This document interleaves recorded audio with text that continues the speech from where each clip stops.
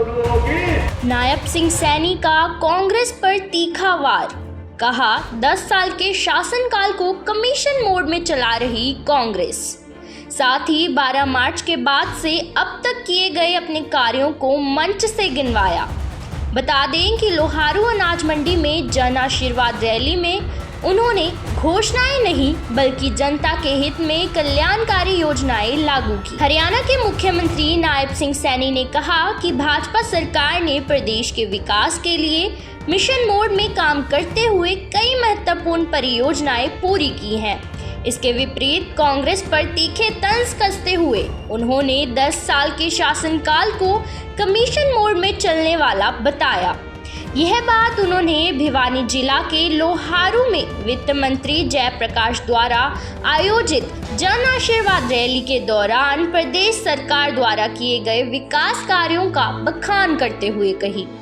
मुख्यमंत्री ने कांग्रेस पर आरोप लगाया कि उन्होंने कभी प्रदेश के विकास को प्राथमिकता नहीं दी और अब भाजपा सरकार के खिलाफ राजनीति कर रही है। मुख्यमंत्री नायब सिंह सैनी ने लोहारू क्षेत्र से भाजपा को समर्थन देने की अपील करते हुए अपने 3 महीने के कार्यकाल की उपलब्धियों को एक एक करके गिनवाया।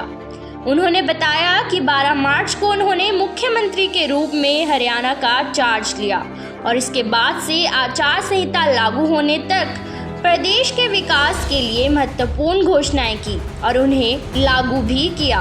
उन्होंने राज्य सरकार द्वारा की गई घोषणाओं की टिप्पणी का जवाब देते हुए कहा कि उन्होंने न केवल अपने कार्यकाल में घोषणाएं की बल्कि बहुत सी घोषणाओं का लाभ भी मिलना शुरू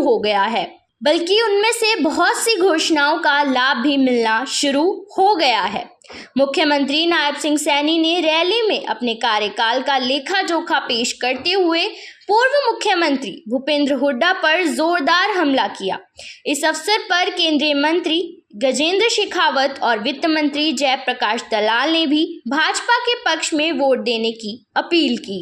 उस कार्यक्रम के अंदर गया तो उन्होंने कहा कि गैस की कीमतें थोड़ी सस्ती हो जाए। हमारी सरकार ने तुरंत निर्णय ले लिया कि हरियाणा प्रदेश के ऐसे 50 लाख परिवारों को वो लाभ मिलने वाला है।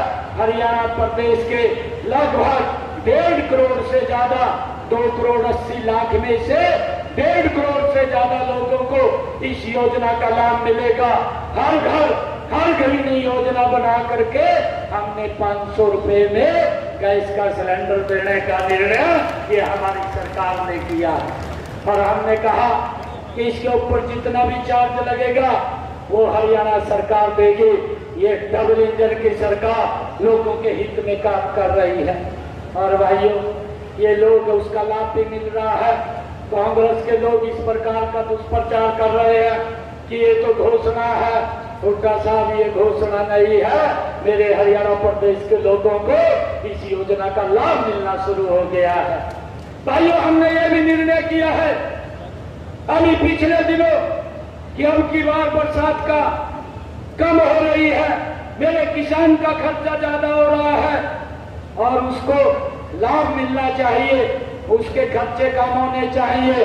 हमारी सरकार ने भाइयों ये निर्णय लिया कि जितने भी हमारे हरियाणा प्रदेश के किसान हैं वो रजिस्ट्रेशन कर रहे हैं प्रति एकड़ के हिसाब से उनके खाते में 2-2 हजार रुपया पहुंचाने का निर्णय भी ये हमारी सरकार ने लिया।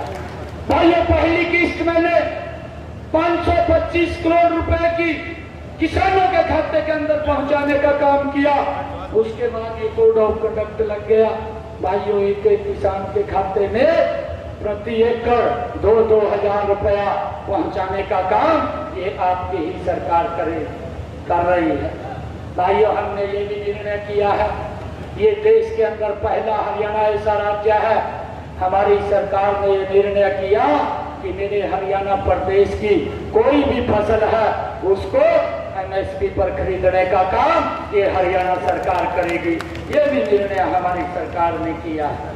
भाइयों लगातार ये हमारी सरकार एक मिशन मोड के अंदर काम कर रही है। भाइयों जब कांग्रेस की सरकार आती है वो कमीशन मोड में काम करती है। इस इस बात को भी हमने समझना चाहिए।